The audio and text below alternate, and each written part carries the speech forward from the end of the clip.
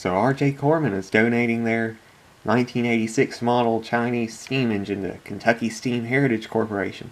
So I think this one still runs, or is almost running.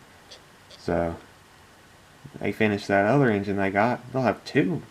Oh, very interesting. But this is March 11th. Getting rid of your, or announcing that you're getting rid of your Chinese steam engine on March 11th, 2020. Something suspicious about that. I just can't quite put my finger on it. I know there's something up. Chinese.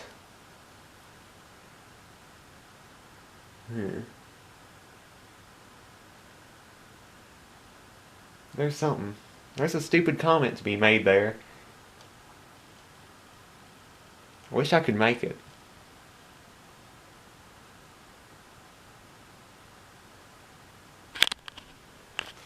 I would like to apologize for the last video.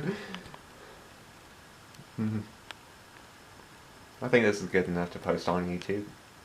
Especially since I ain't making money off of it.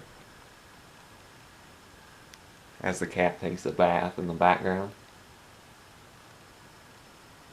Let's look at that.